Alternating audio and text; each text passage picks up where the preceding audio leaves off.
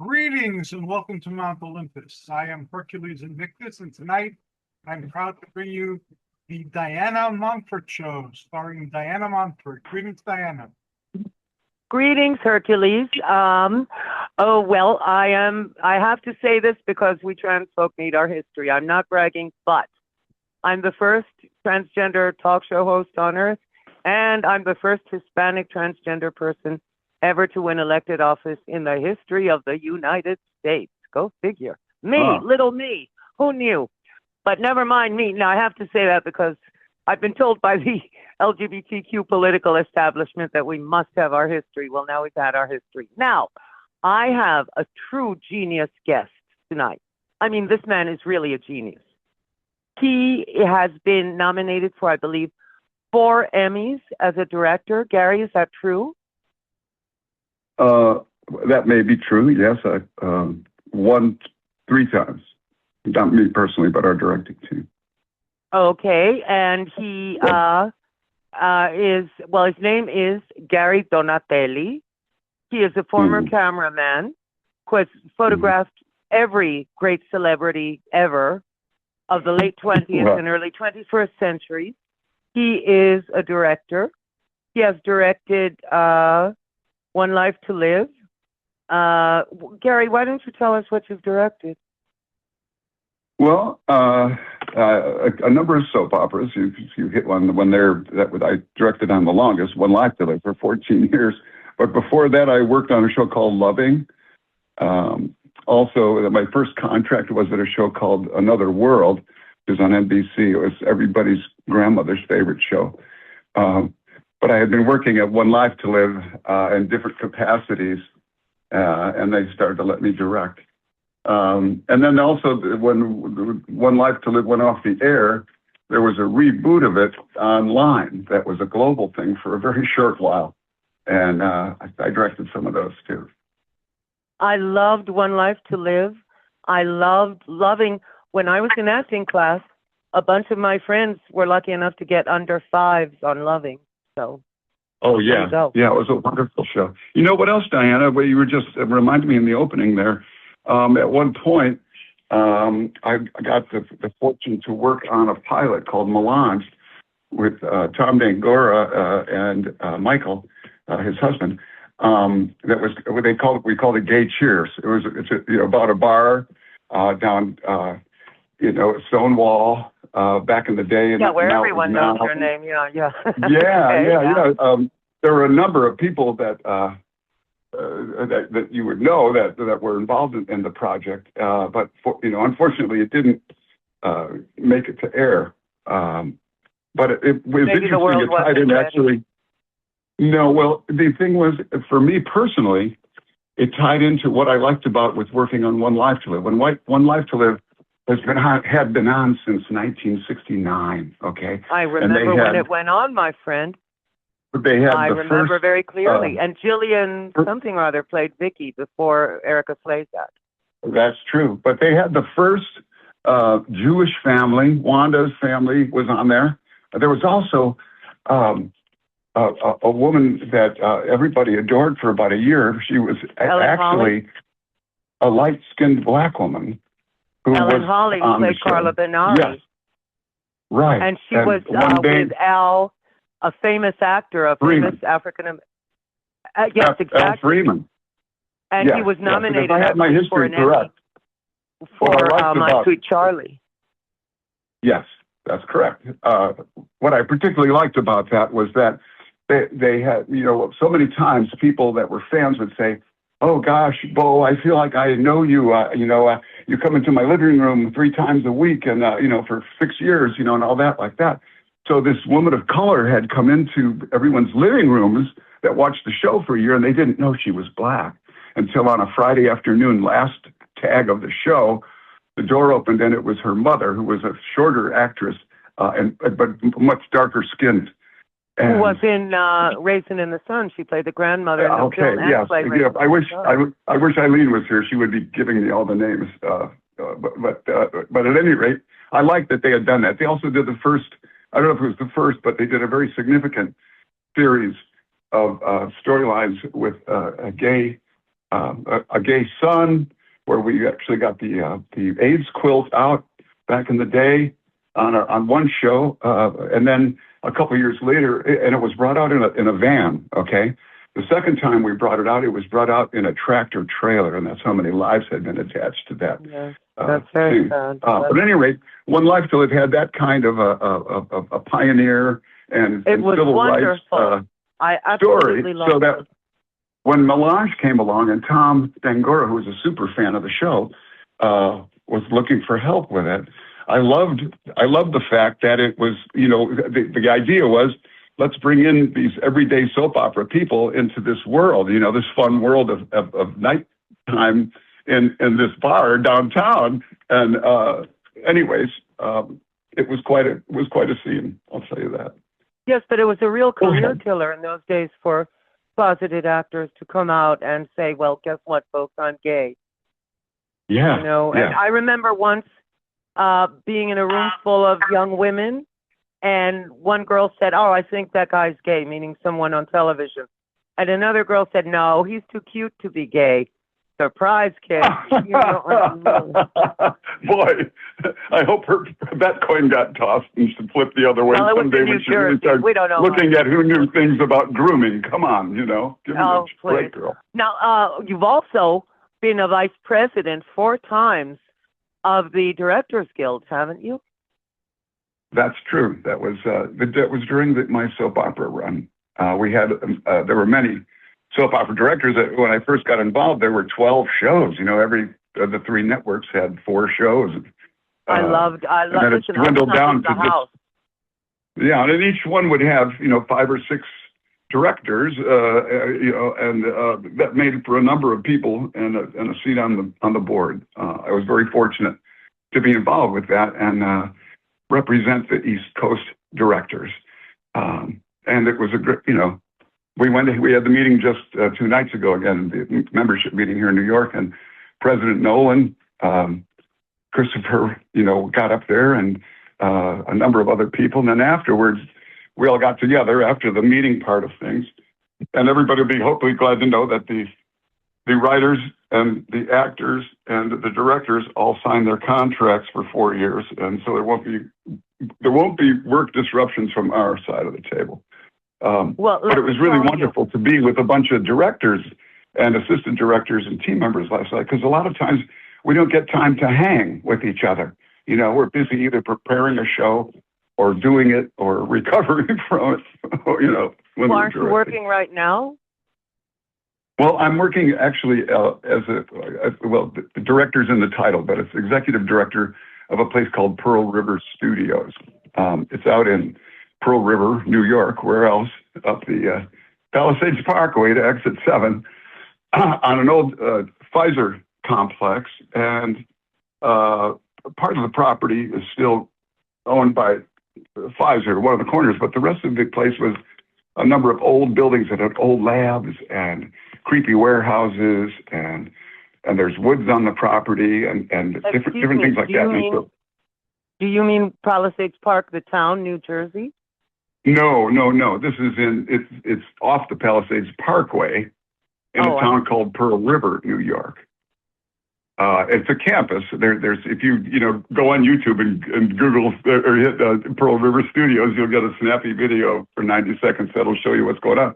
But it's about 200 acres, and there are a number of buildings on there and different shows like the Law and Orders and FBI and Manifest and Orange is the New Black and currently The Beauty and the new Steven Spielberg movie, Disclosure Day, worked out there. And they use these different places. And from the different things I've gotten to do in my career, from being in the art department to driving trucks to be a cameraman to be a technical director to a director to a producer of a movie, it's great because in this 9th inning of my career, I get to talk to all these different areas and I can communicate well because I've had some experience in it. And usually somebody knows me one way or the other. So that's good. Well, now, haven't you directed a film or produced a film called 23 Blast, something like that? 23 Blast, yes. Yes. uh, excuse me, a New York actor who some people know pretty quite well, Dylan Baker, and his wife, Becky Baker, who's another very fine actor, a New York actor, got a hold of a story through a friend of Becky's, based on a true story of a kid named Travis Freeman, who went blind he was a super athlete down in Corbin, Kentucky, and then he went blind overnight, and then a year later came back and played center on his high school football team. Oh, wonderful. So at that point, the soaps had just ended, and Dylan and Becky were friends of my ex-wives and mine as well. We were, Becky and my wife Deborah knew each other from the best little whorehouse in Texas. That tells you about how far back. And Dylan and I had been the husbands, and we always wanted to work together. And then finally they came with this project. So we went down there, and we had worked in or on or about movies before, but had never done our own movie. And we got Stephen Lang and Tim Busfield and a number of 30-something then, actors. that one. Yeah, and the young actors. Didn't he get into trouble were recently?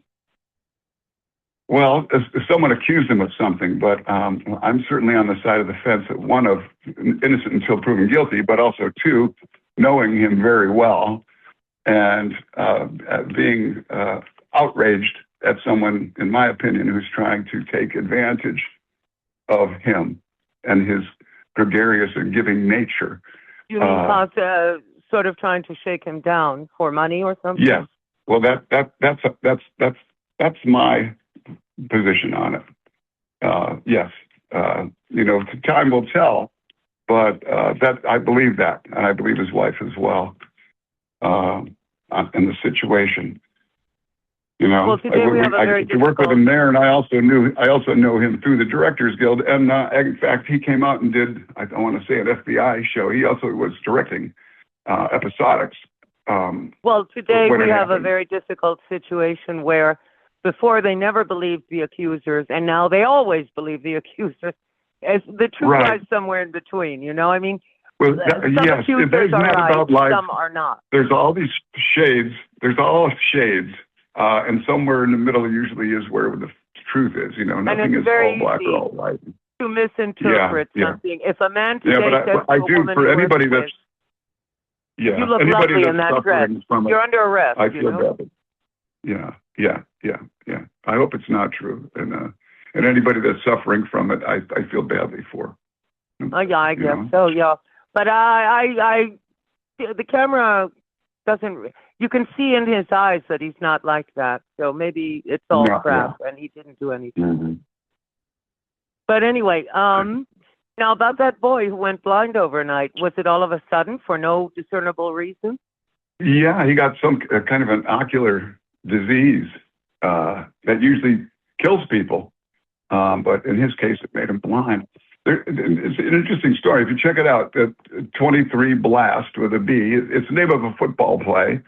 But fortunately, I learned something when we named the thing is that the next movie, if I ever make one, I'm going to call One Aardvark, because when people can't decide what they want to watch and they go to, say, family or horror or whatever to look up things, it starts with numerics and then goes into the alphabet. So when we put 23 Blast out, if you go on the family thing looking, or if you go on football, it comes up right away, before other football movies, So yeah, it makes sense to use an A in the title. Yeah. Yeah. Yeah. But there are many other reasons to watch the movie besides that. What's great in real life, Travis Freeman, who came back to Corbin while we were shooting, and his family was there, and all the people, the town really helped us make the film. They opened themselves up, in every way. But after the film, Travis, there's 4 films you make when you make a film. This is what actually Tim Busfield told me. There's the one you write, the one you shoot, the one you edit, and the one you sell. And when we got to the selling part, by that point, Travis had become a Baptist minister, okay, and And he, in the ensuing publicity things, he hooked up with a job at a Christian college. He wrote a book. He wrote a book called Lights Out.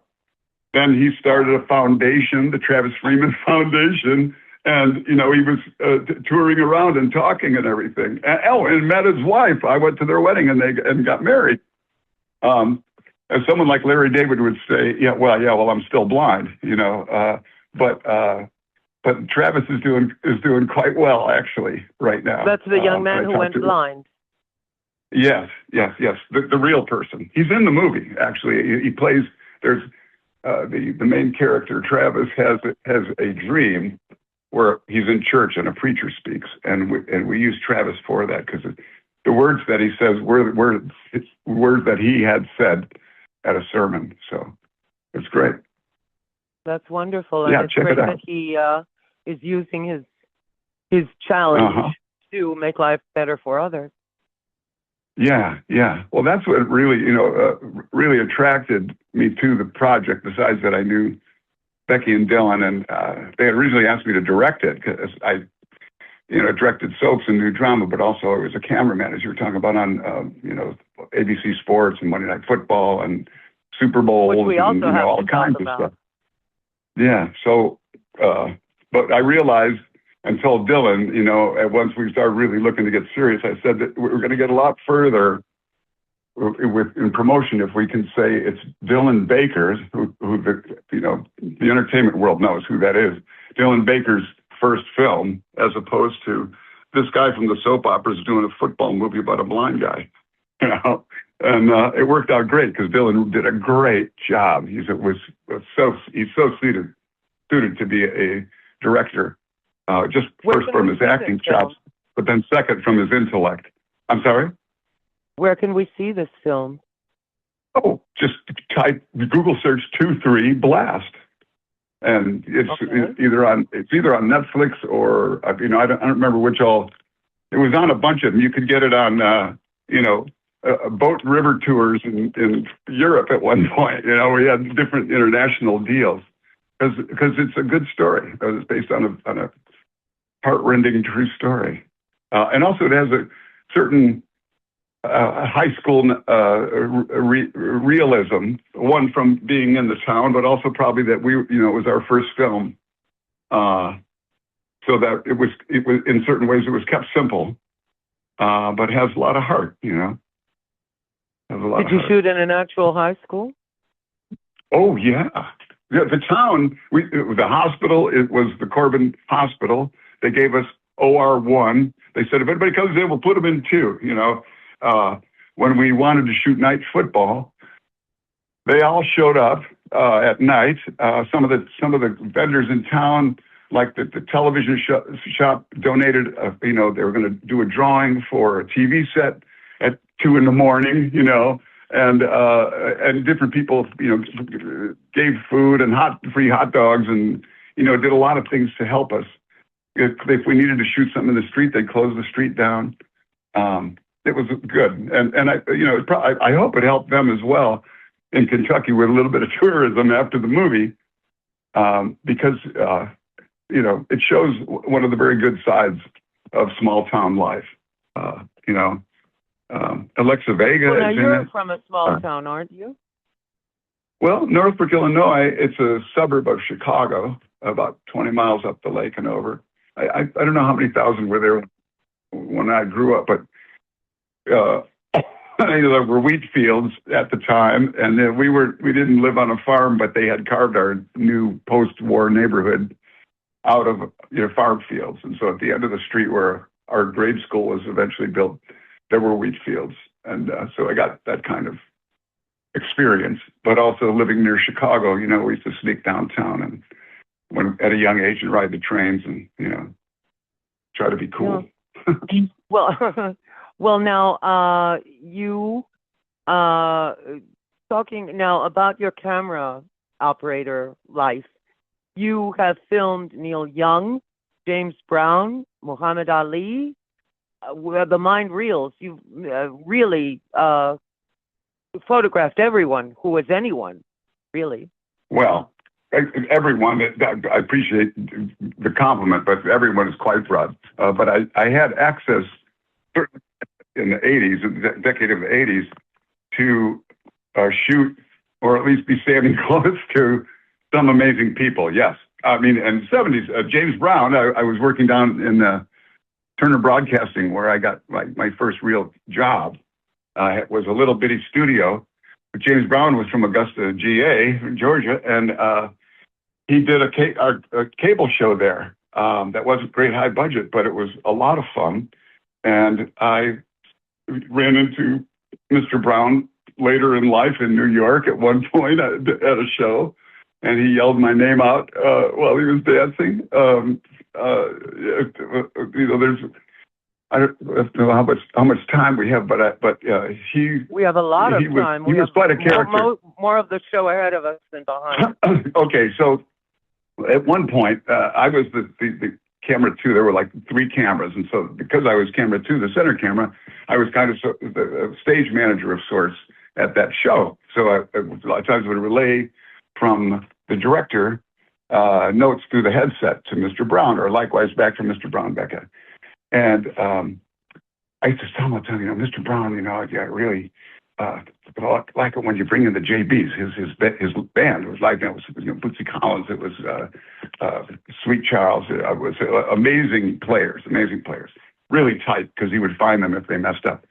So one time he brought the band in. Okay, and they were sitting around in the studio waiting to do it, and there was all these high school kids and stuff that would come in and dance for us.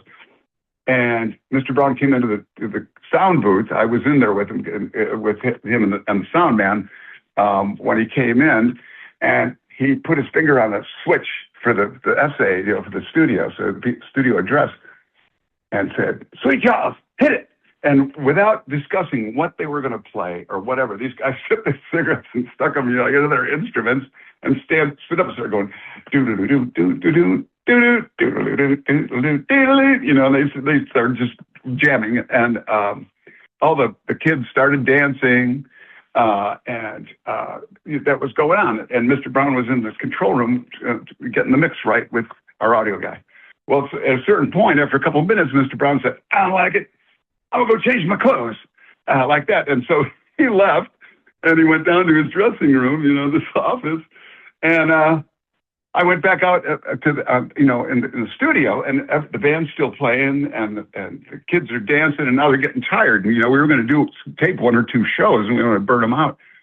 So I went up to his manager, Al, who was the Reverend Al Sharpton later in life. You can look that one up. I did a radio show years ago, and just before my radio show, he was on at a station which no longer exists, by the way. Okay, well, this was the old Reverend Al, with long hair and about 100 more pounds on him, you know what I mean, and some gold. And I said, "Al, Mr. Brown, he didn't turn off the band, you can tell him to stop." And he goes, "Oh, no. Nobody turns off the band but Mr. Brown. You got to go get Mr. Brown, tell him, so like that." So I go run down the hall, and I boom, boom, boom, boom. And I go, "Mr. Brown, don't tell him.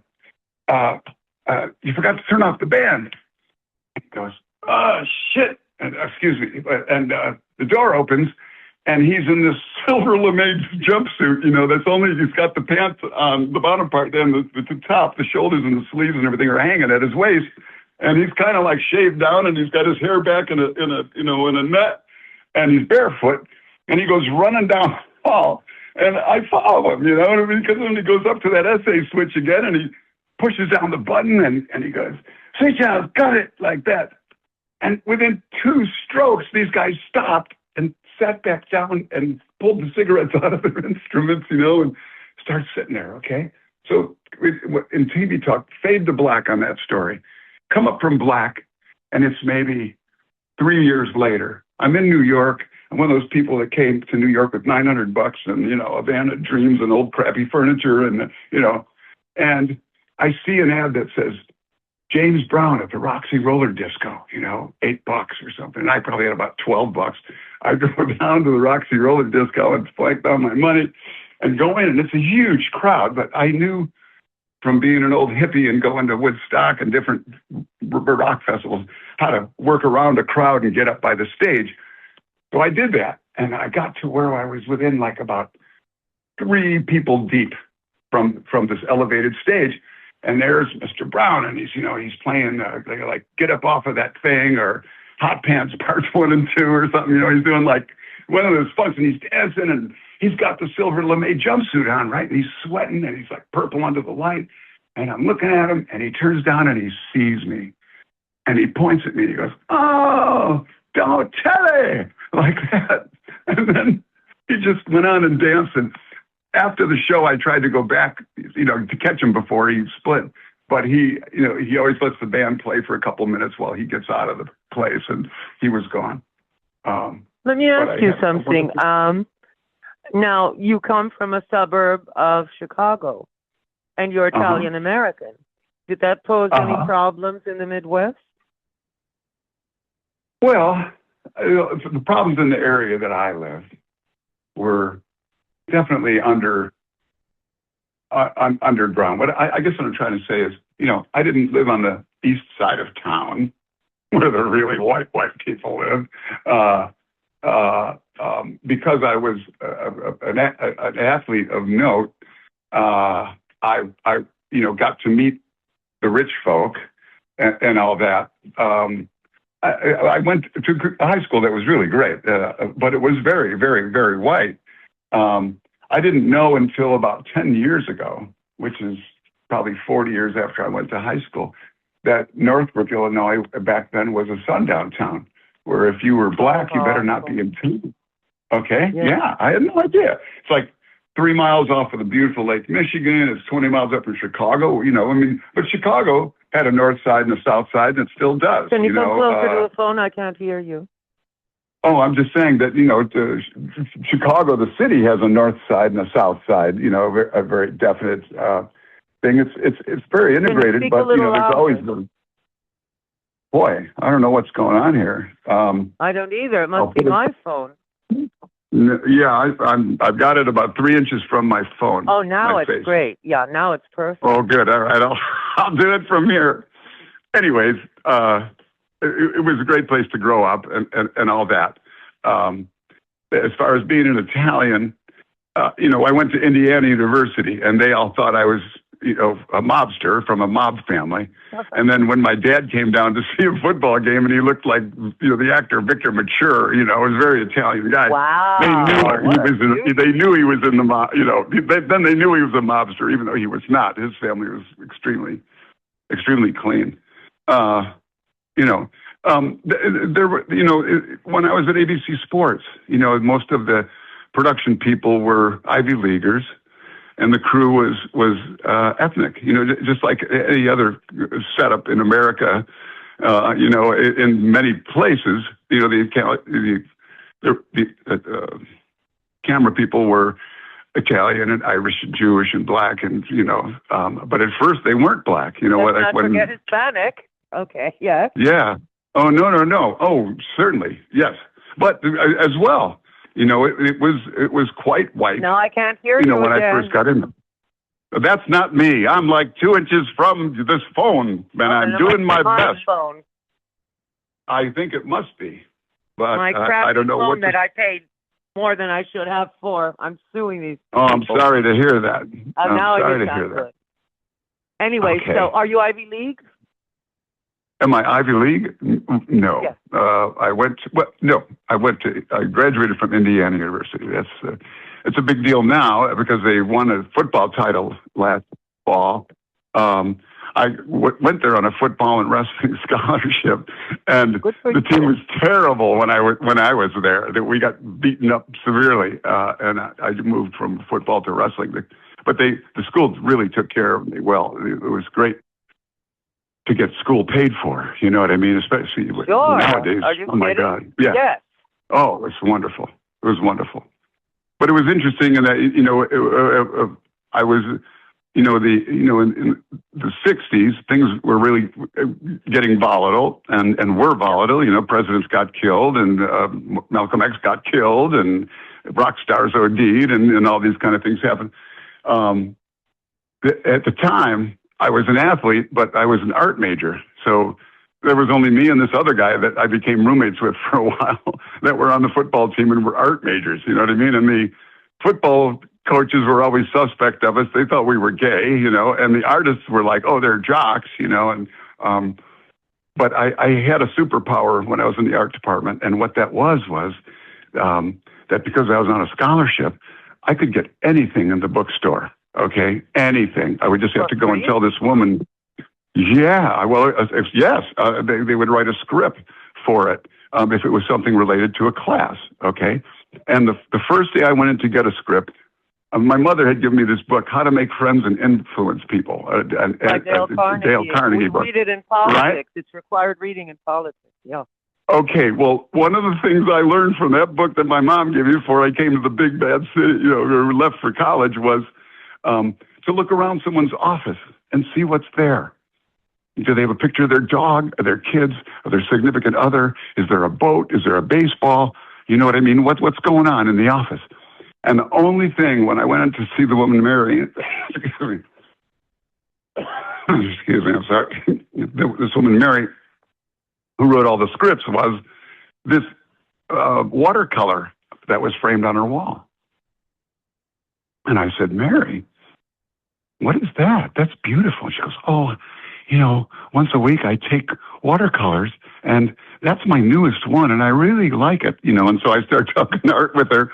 And so the next time I went to my drawing class and my painting class and my sculpture class, I discreetly put the word out to the other students, someone, you know, people that I could trust, and say, listen, I can get you a tube of titanium white. If you, I'm going to pass on this piece of paper, write down what y'all need in the world of paints and stuff like that, and brushes and stuff.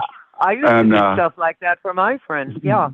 Well, see, there you go. And all of a sudden, I started having friends in the art department, you know what I mean? And, you know, it worked well. Yeah. My friend John, that was my roommate, became a silversmith, and he left like a pirate. He had silver like crazy. It was great. How did you find the courage to come to New York? Because that's pretty daunting. I mean, if you're not from New York, coming to New York, it's like, oh my God, what am I getting myself into? Well, that's really a good question, I think. Thank you for asking that. TV. I remember seeing, you know, The Honeymooners, and actually there was Hallmark Hall of Fame, which was live dramas on TV, and they're all from New York, you know, and then when I was in high school, Bob Dylan was this guy from the Midwest that came and was down in the Village, hanging out with all these cool people. And dating Joan Baez and Edie Sedgwick. Oh, all that stuff. Yeah. And Simon and Garfunkel were here, and Jimi Hendrix was here, you know, and all these things. But also, you know, earlier the Beat Poets and different painters. I didn't know if I was going to be a painter or a sculptor or what, yeah, or a linebacker, you know what I mean, or whatever. But there was always a desire to do that, and I was fortunate enough that in high school I had a wrestling coach that was also an artist. He married one of the PE coaches from school, and I saw him years later, and he brought me a sculpture that he had made for me. But he taught me that you could, be a jock and be sensitive. You know what I mean? There's room for that in life. You could be an artist and a warrior, if you will. And I haven't killed anybody, that's for sure. Wrestling was a good place to get out a lot of extra energy, you know.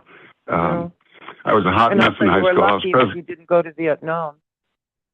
Oh, yeah. I gave the world one chance at me. What I mean by that is I was of the generation that they had a lottery, okay, for a couple of years.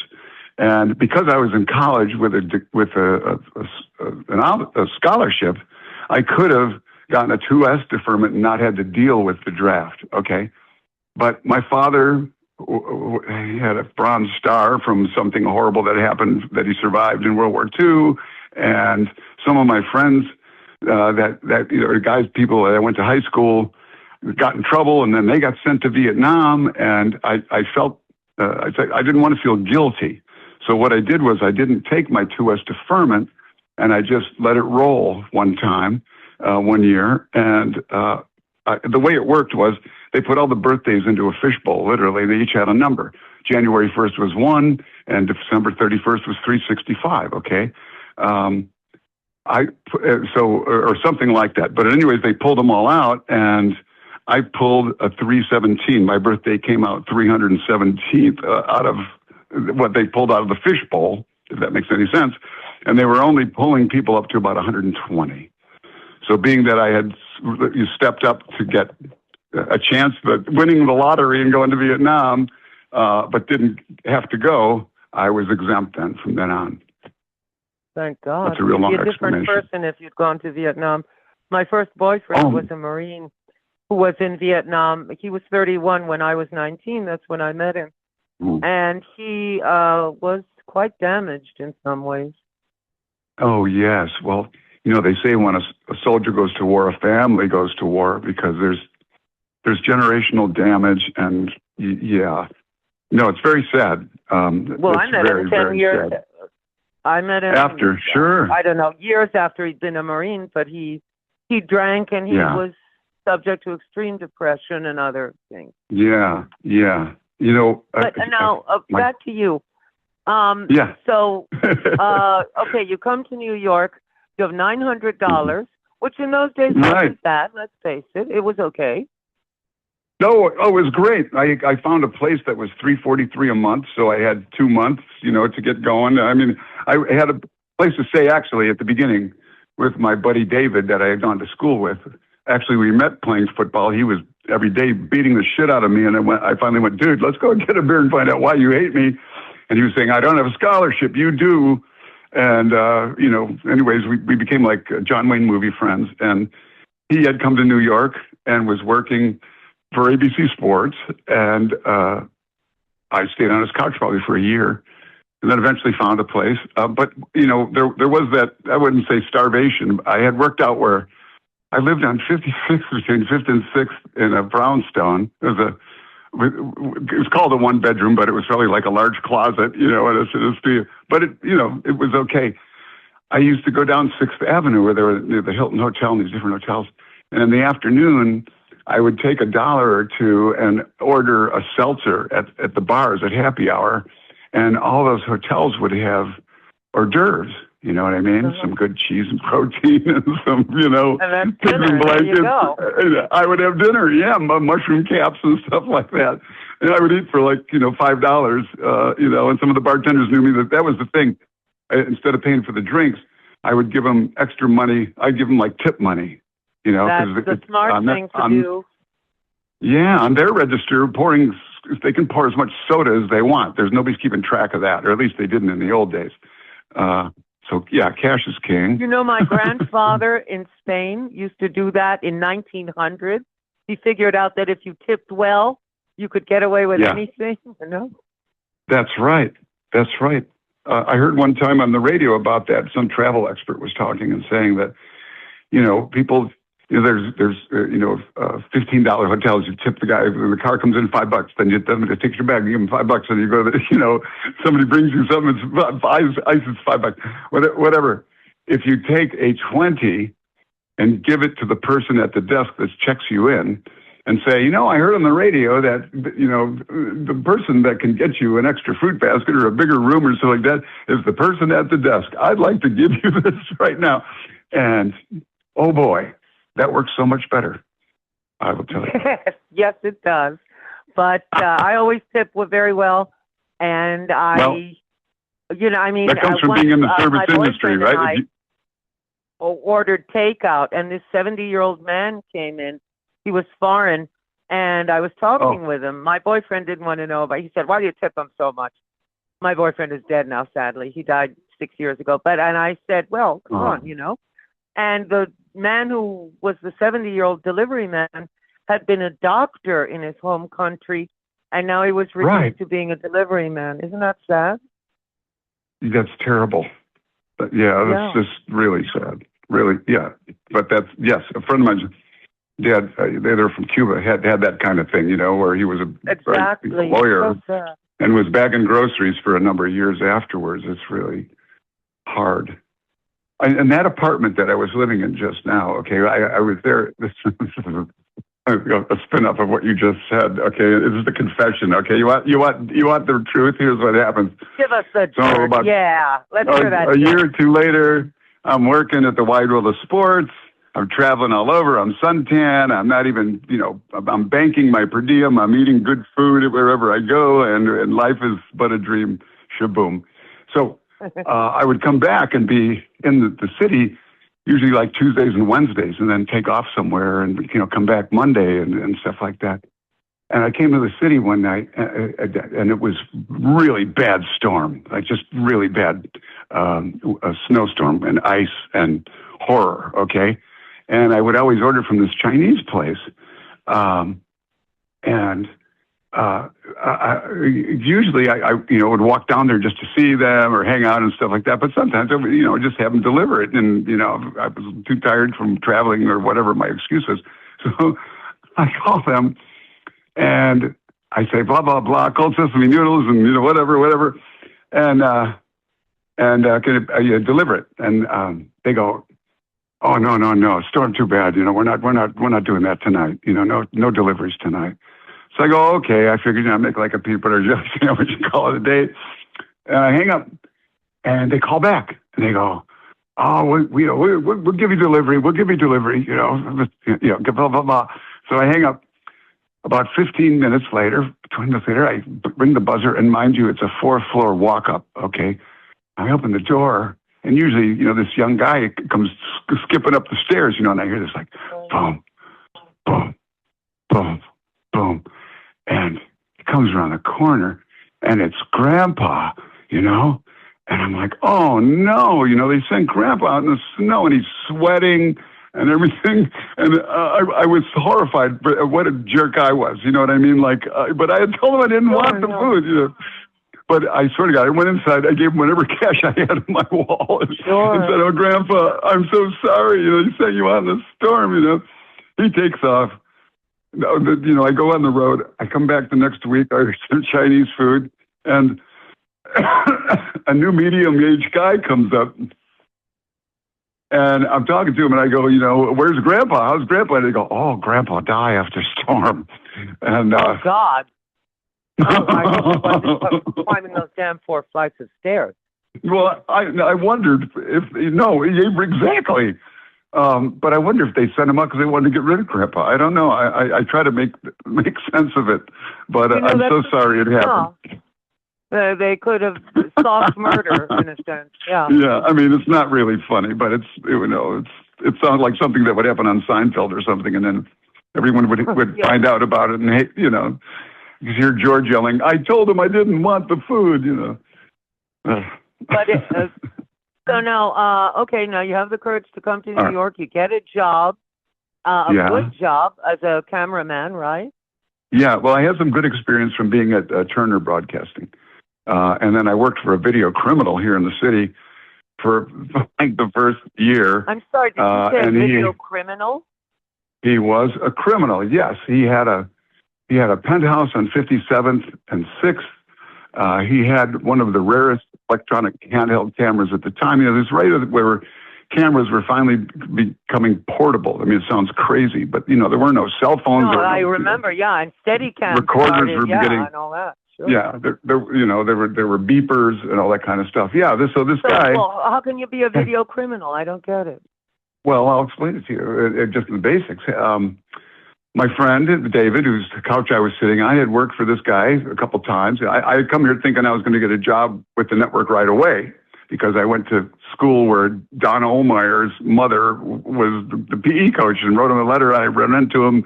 He was the head of NBC Sports, and he made it sound like if I came to New York, I'd get a job, But meanwhile, that wasn't happening.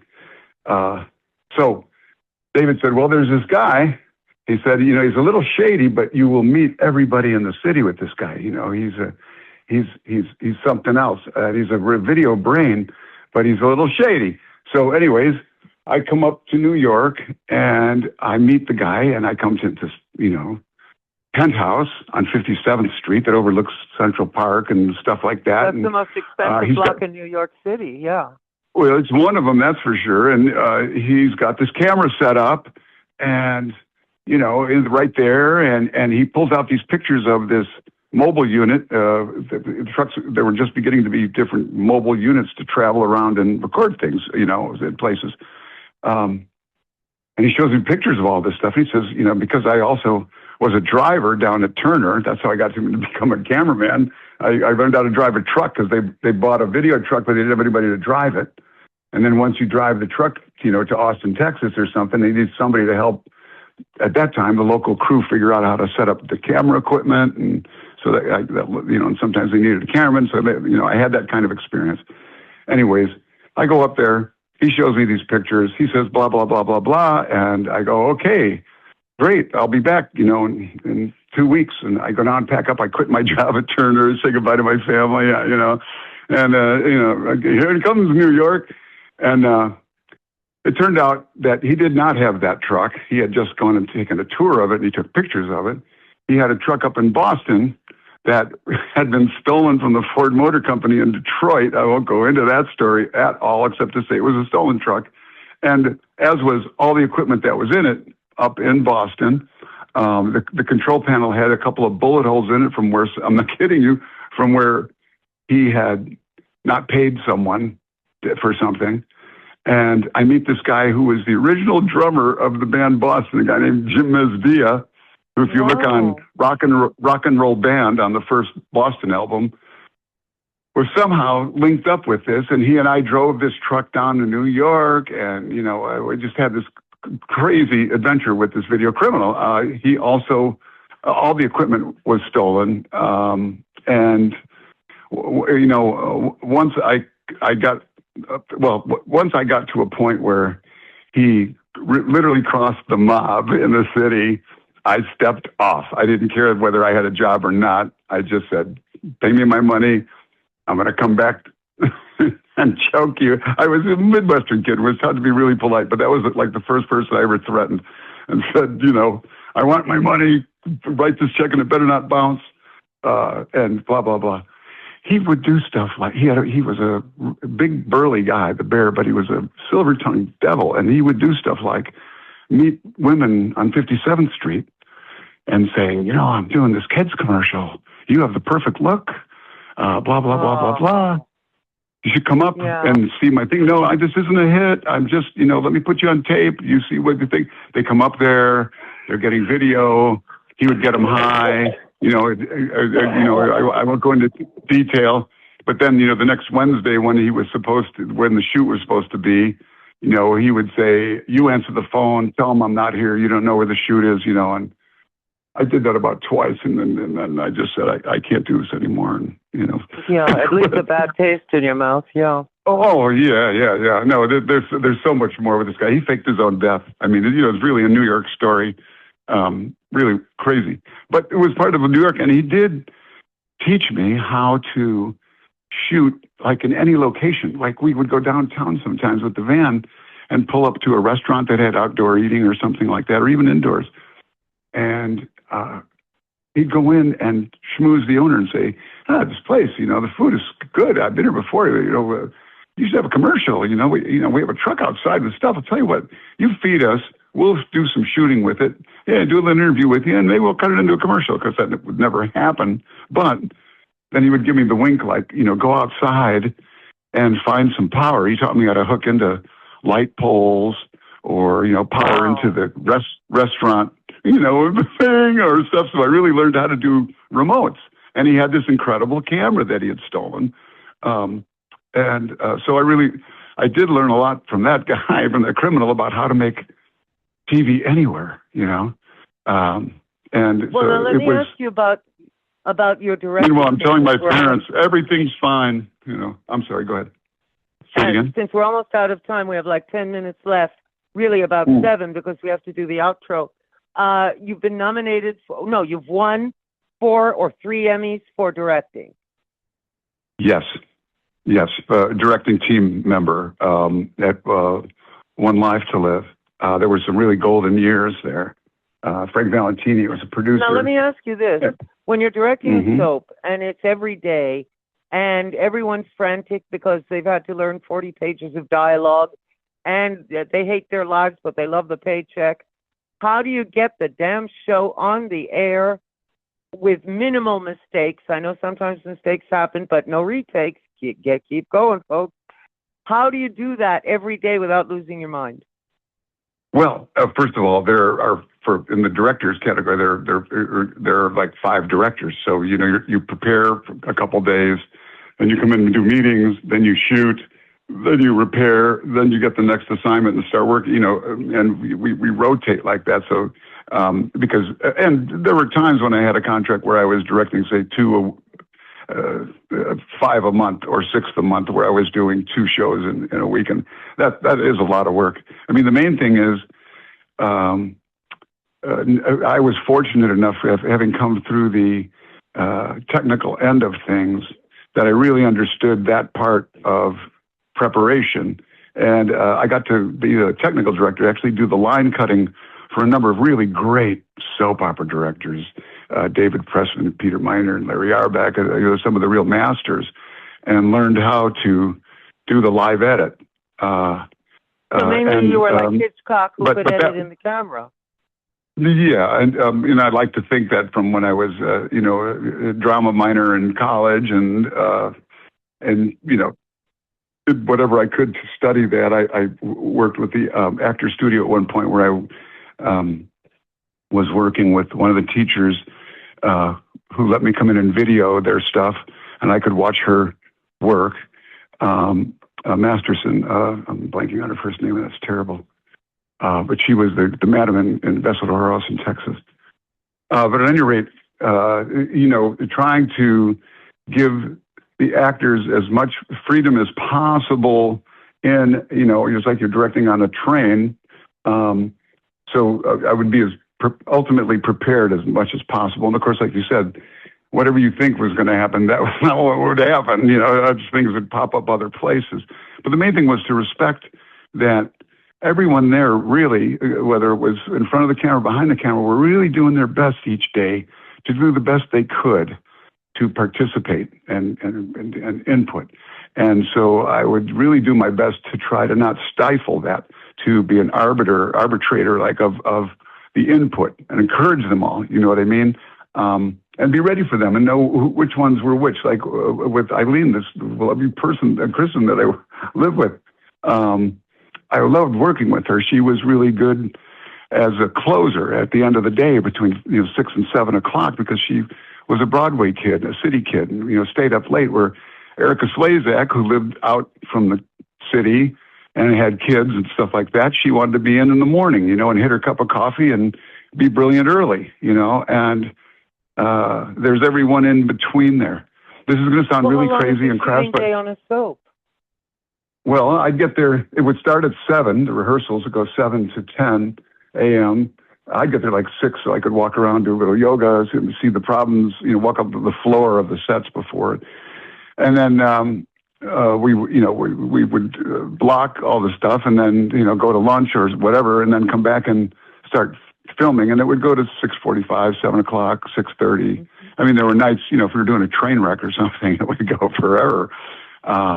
But it was amazing. As soon as we would, finish, the prop crews and the carpenters and electric would come in to swap out the sets that weren't going to be there, and that means walls, furniture, rugs, lighting, trees outside the windows.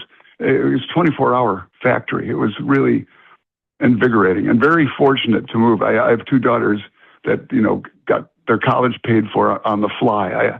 I wish there had been 3 more years after they got a college of the show. It died right after that.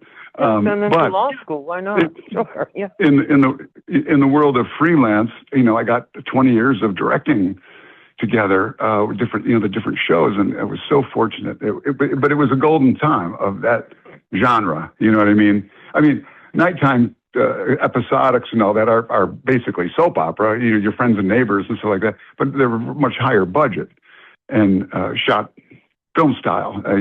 With 1 or 2 cameras and different. I work a lot with that now out at the place where I'm at Pro River Studios, and I really enjoy helping them get ready for a shoot and arranging facilities and all that. And often I'll run into directors that I know from being involved in the Directors Guild, and I enjoy watching them work and not having the pressure of being the director in the chair, you know. Although we're going to do what's called a vertical, you know, now with TikTok and everything, everybody's watching things vertically instead of horizontally. And a writer, Joanna Pickering, came, who's a great playwright.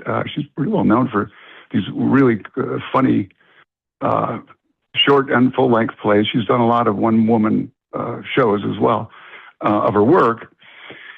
And there's something called Sly and Sylvia, or Sylvia and Sly, I'm sorry. And Irene Christen's going to be Sylvia.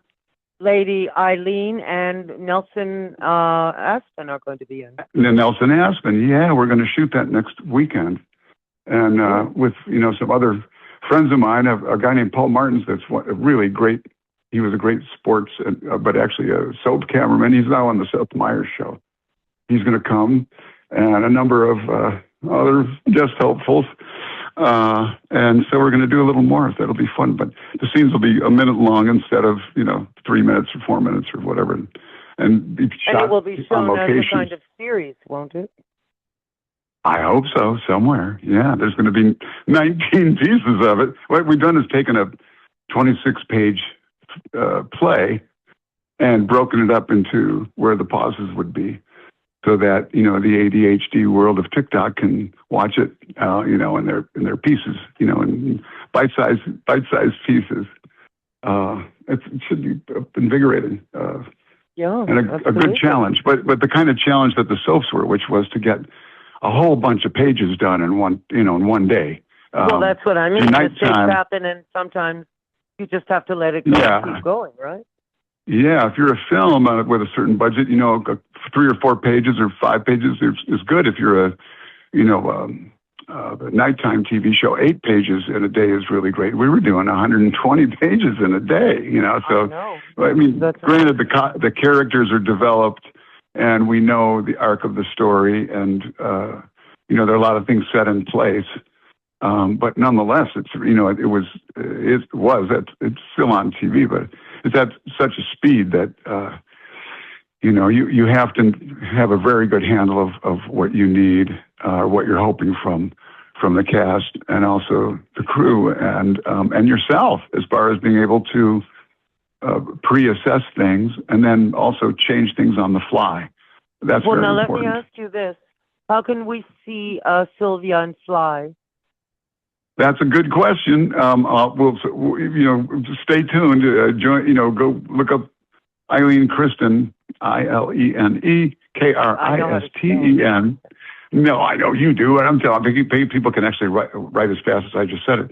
On Facebook, you'll see it. Or Nelson Aspen, who you did an interview with him, didn't you? Or a couple interviews? We did a 3-parter with him, and I hope to do a 3-parter with you as soon as you're free. Oh, well, good. I agree. I'll happily do it again. It's fun talking to you, for real.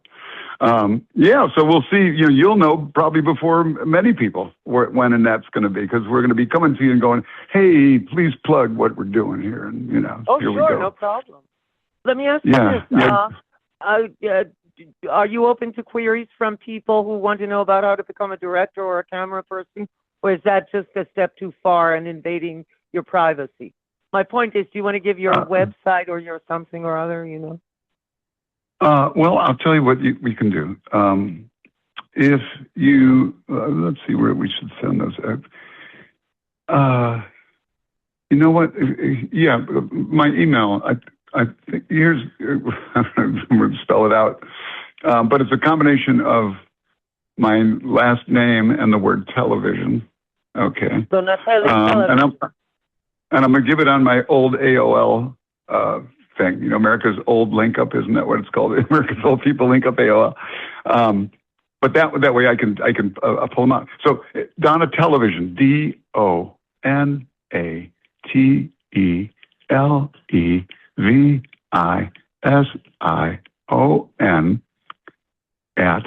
@AOL.com.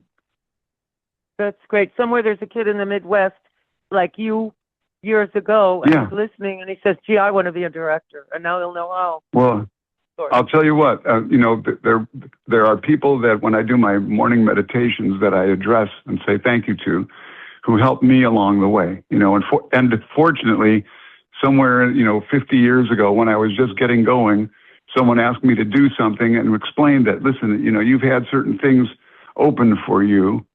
You have to put back in the well. That's how it works. And so, at one point I was an adjunct at NYU for about 10 years or something like that. And we're always, 1 to 3 special students in each class that actually got in the business, you know what I mean? And I would see later, and some of them are like 50 years old now, or, and have kids and all this stuff. And at any rate, I always liked the mentoring thing, or hearing from people, because that's how I learn. That's how I stay connected, for you. Is hearing really what their questions. You're advising people on how to get started. That's great. Yeah, but anyway, once they get started, they have to put back in the well.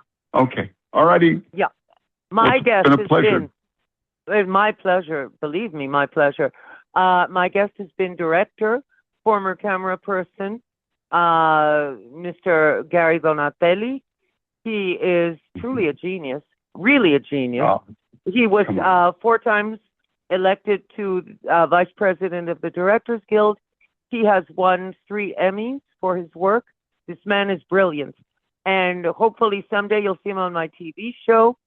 And, it'll be great. I hope to have you on as soon as you can come on. Thank you. I look forward to it. You're welcome. Anyway, I'm Diana Montford. This has been the Diana Montford Show. Hey, even if no one else loves you, I love you. You matter to me. And I'll see you next time. 3rd Saturday of the month from 9 to 10 New York time. This is where you can find us. Love you a lot. See you next time. Bye.